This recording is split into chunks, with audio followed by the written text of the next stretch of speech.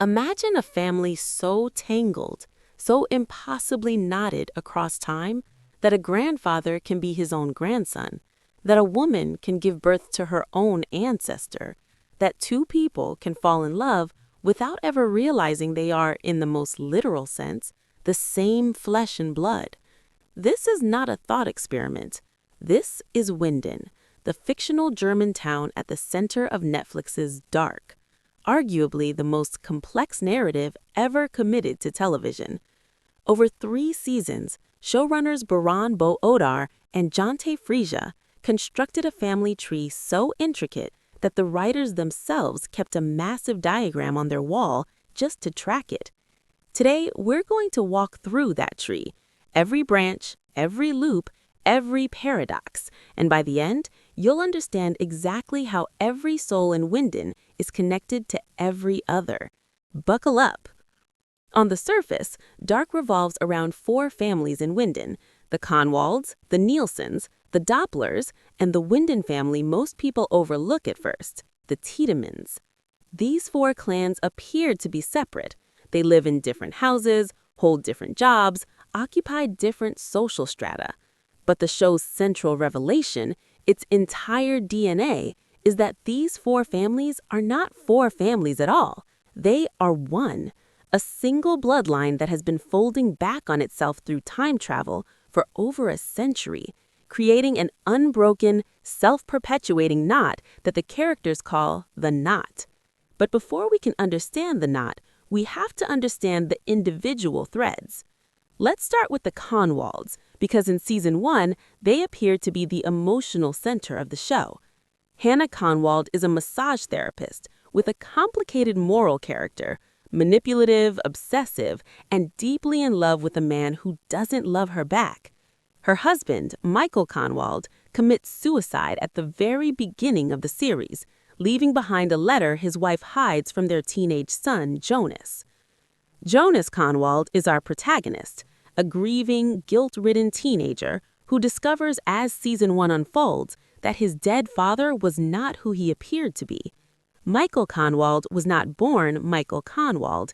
He was born Mikkel Nielsen.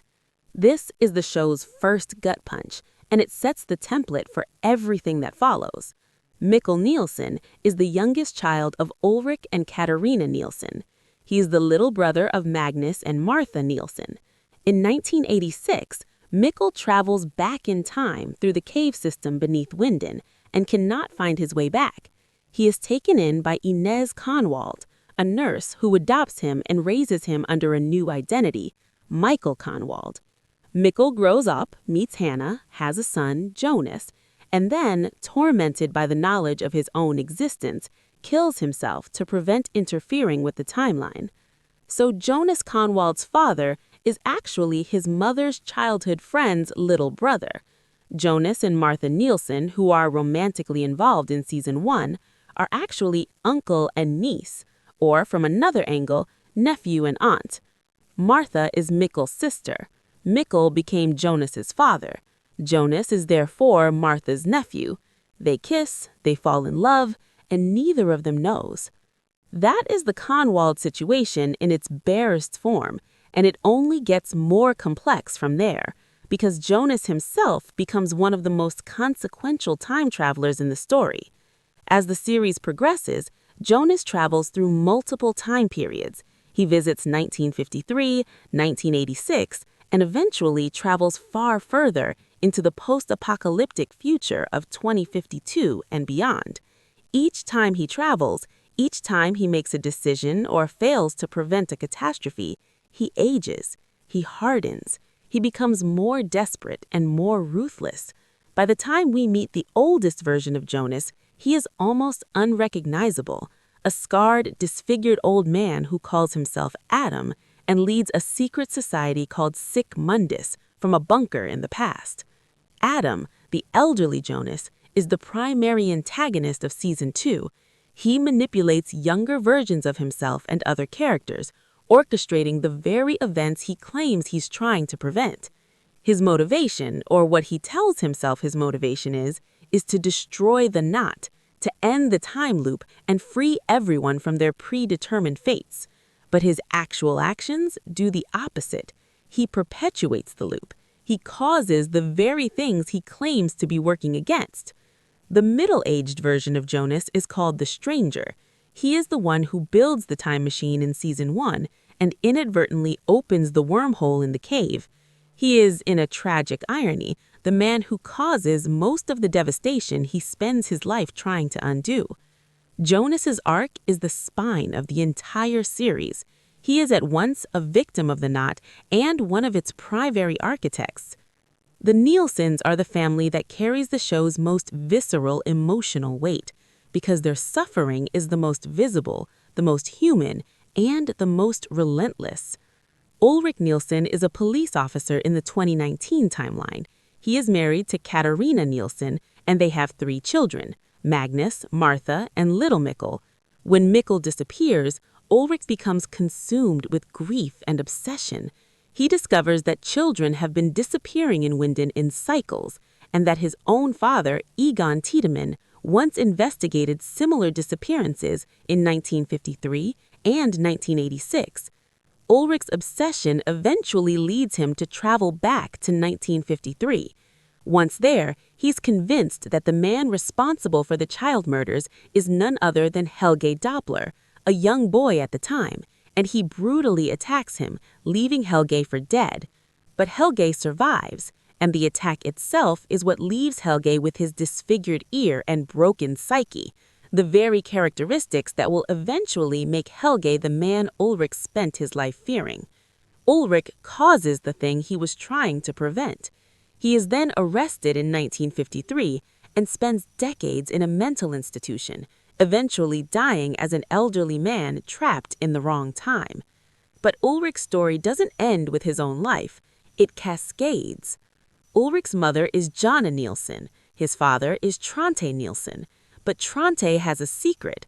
Trante was an illegitimate child brought to Winden as a boy in 1953 by a woman named Agnes Nielsen. And Agnes, we learn, is the daughter of Bartos Tiedemann and Celia. We'll get to Celia. The point is that Trante's parentage is already entangled in the knot. But who is Trante's father? The show eventually reveals that Trante's father is none other than Noah, the priest, the antagonist of season 1 and 2, the man who works alongside Adam to orchestrate the kidnapping and death of children across multiple decades. Noah is Trante's biological father. And who is Noah? Noah is introduced as a menacing, tattooed priest who operates in the shadows, kidnapping children to use in time travel experiments.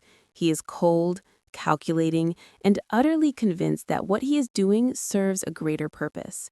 He is Adam's most loyal lieutenant throughout season 1 and 2. And then, in one of the series' most stunning reveals, we learn who Noah actually is.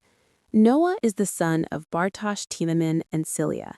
He is born in the past, in the early 1900s, within the hidden time traveler settlement called Sic Mundus in the year 1888. His real name, we eventually discover, is simply Noah, but his origin is rooted in the future. Celia was born in the future, in the post-apocalyptic 2052 timeline. She is the daughter of Hannah and Egon Tiedemann. Yes, that Egon Tiedemann, the elderly police officer we've been watching investigate child disappearances in the 1950s and 1980s.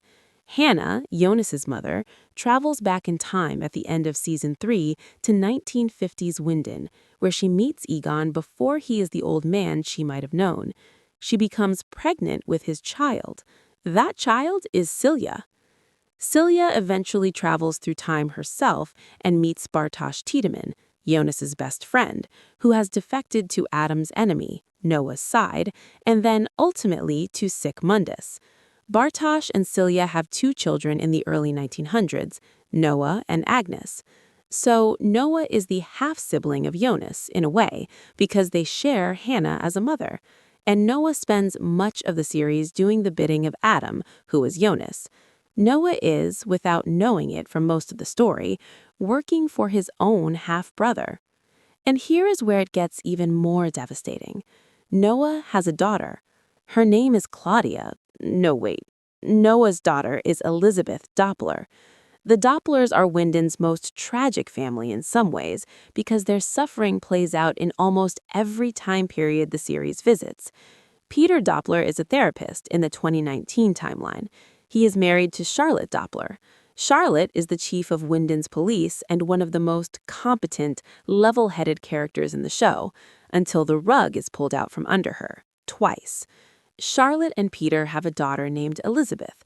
Elizabeth is deaf. She communicates through sign language and is one of the show's most emotionally powerful characters. She becomes close to Celia's future, or rather, Celia's past, and eventually close to Noah himself, not knowing who he is. In Season 2, we get the most vertigo-inducing revelation about the Doppler family. It is revealed that Charlotte Doppler is the mother of Elizabeth Doppler. But Elizabeth Doppler is also the mother of Charlotte Doppler. They gave birth to each other. Charlotte was taken as an infant through time and raised by H.G. Tannhaus, the clockmaker, who believed her to be an orphan. Elizabeth, in the future, gives birth to Charlotte, and Charlotte is then sent back in time to be raised by Tannhaus, who will eventually invent time travel because of the grief of losing his own family. Charlotte and Elizabeth are mother and daughter, and grandmother and granddaughter, simultaneously. When they realize this in Season 2, when they meet across time and the truth dawns on both of them, it is one of the most emotionally shattering scenes in the entire series. Neither woman is more or less the mother, neither is more or less the daughter. They are simply both, simultaneously, in an endless loop. And Noah is Elizabeth's father, which makes Noah Charlotte's grandfather, which means that Noah, the man who spent his life serving Adam, is the grandfather of the Winden police chief who was investigating the disappearances Noah himself orchestrated. The Tiedemann family is, in some ways, the thread that ties every other family to the broader historical knot. Claudia Tiedemann is the daughter of Egon Tiedemann, the aging police officer, and Doris Tiedemann.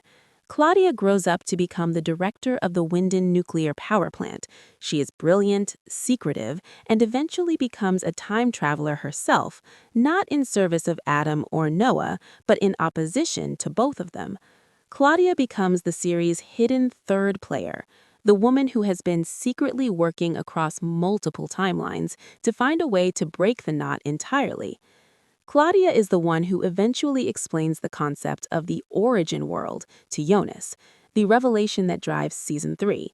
She tells him that there is not just one time loop, but two parallel worlds, and that both worlds are the result of a single man's choice to build a time machine. That man is H.G. Tannhaus, the clockmaker, and everything, every loop, every knot, every death, every impossible birth, flows from his grief. Claudia has a daughter, Regina Tiedemann. Regina is a Winden local who runs a hotel and is battling cancer in the 2019 timeline. She is bullied as a teenager, isolated, and largely kept in the dark about the true nature of her world. Her father, the man she grows up believing to be her father, is Bernd Doppler, the founder of the Winden nuclear plant. But in a quiet, devastating reveal, the show suggests her biological father may be Nielsen, with whom Claudia had a complicated, intimate relationship. Regina eventually marries Alexander Tiedemann, a man who arrived in Winden under a mysterious set of circumstances, with a fake identity and a gun and a past he never explains. Alexander takes Regina's last name. Together, they have a son, Bartosz. Bartosz, Jonas's best friend, the boy who, consumed by resentment, jealousy over Martha, and a sense of betrayal by Jonas, defects to Noah. The boy who becomes one of the primary architects of the knot, traveling back to 1888, joining Sic Mundus, fathering Noah and Agnes with Celia, Hannah and Egon's daughter. Bartosz's betrayal is not just personal, it is cosmological. Season 3 introduces a mirror universe, a parallel world running alongside the main Winden timeline. In this world, things are similar but different in crucial ways. Most importantly, in this world, Jonas never existed. The counterpart to Jonas in this world is also Martha.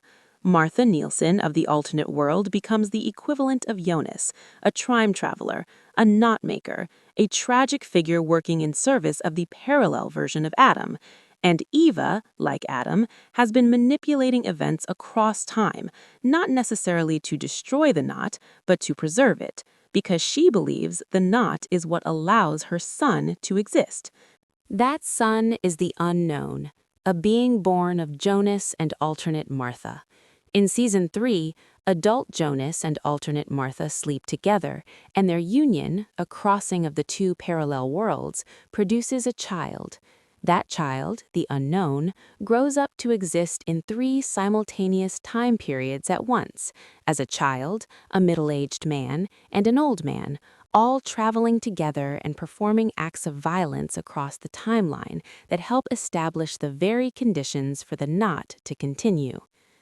The unknown kills H.G. Tannhaus's son, daughter-in-law, and granddaughter, the deaths that caused Tannhaus enough grief to build his time machine in the first place. The unknown is the bootstrap paradox made flesh. He causes his own origin. He kills the people whose deaths made his existence possible. And now we arrive at the true root of everything. H.G. Tannhaus is the clockmaker of Winden. He appears in 1953 and 1986 as a fairly minor character, a man who is fascinated by time, who writes a book about time travel that becomes a kind of scripture for the knot's participants. He builds a time machine in the 1980s. He is the grandfather figure who raises Charlotte Doppler after she is brought to him as an infant. But in Season 3, we learn his true significance. In the origin world, the world that exists before the knot, before the parallel timelines, Tannhaus lost his son, daughter-in-law, and granddaughter in a car accident in 1971. Consumed with grief, he spent the rest of his life trying to build a time machine to go back and save them. He succeeded. But when he activated the machine, he didn't just travel in time, he split the world. He broke reality. He created 2 parallel timelines, both knotted, both self-perpetuating, both full of suffering. Every character in both worlds, every impossible birth, every time loop death, every family that gave birth to itself exists because Tannhaus couldn't let his family go. The knot did not happen to Winden. Winden happened because of one man's grief. In the series finale, Claudia presents Jonas with the truth. The only way to end both worlds, to break the knot completely, is to travel to the origin world and prevent Tannhaus's family from dying in that car crash. If they survive, Tannhaus never builds his time machine. The 2 parallel worlds are never created. Everyone who exists as a result of the knot, which is almost everyone in the series, will cease to exist. Jonas agrees. He travels to the origin world with Katarina Nielsen's daughter and the Alt-Martha. No, he travels with Alt-Martha herself, who has come to understand that Eva's plan of preservation is just another form of the same trap. Together, Jonas and Alt-Martha intercept the Tannhaus family's car on the bridge, prevent the crash, and save Tannhaus's son and daughter-in-law and granddaughter. And just like that, the knot dissolves. Jonas and Martha don't make it out. They never existed in the origin world. They were children of the knot, born of looped time and impossible parentage. As the timeline corrects itself, they fade away. Their last moments together are peaceful. Jonas, who has spent 3 seasons and what amounts to decades of his own lived experience trying to undo the suffering around him, finally succeeds and disappears in the process. The final scene shows a dinner table in the origin world. Hannah is there, pregnant, and she and her partner are debating names for the baby. She says she likes the name Jonas. The knot is broken. The suffering is over. But the name lives on, a ghost of a world that no longer exists, echoing in a woman's heart for reasons she cannot explain. So, let's take a breath and lay it all out. Jonas Kahnwald is the son of Michael, who is Mikkel Nielsen, who is the son of Ulrich Nielsen. Jonas falls in love with Martha Nielsen, who is Mikkel's sister, making her Jonas's aunt. Jonas becomes Adam. Bartosz Tiedemann, Jonas's best friend, fathers Noah and Agnes with Celia, who was the daughter of Hannah and Egon Tiedemann. Noah fathers Elizabeth Doppler with an unnamed woman, and Elizabeth and Charlotte Doppler give birth to each other in a closed temporal loop. Charlotte was raised by Tannhaus, the man whose grief created both worlds. Claudia Tiedemann works across time to undermine the loop and eventually guides Jonas to its source. The unknown, born of Jonas and alternate Martha, kills Tannhaus's family, which causes Tannhaus to build the machine, which creates the unknown's parents' world. And it all traces back to a car accident on a bridge in 1971 that nobody in Winden ever knew about. This is the knot. Not a metaphor, not a symbol, a literal, self-sustaining loop of causality in which every person is simultaneous cause and effect, parent and child, origin and consequence. Dark is not ultimately a show about time travel. It is a show about what we create when we cannot accept loss and what it costs to finally let go.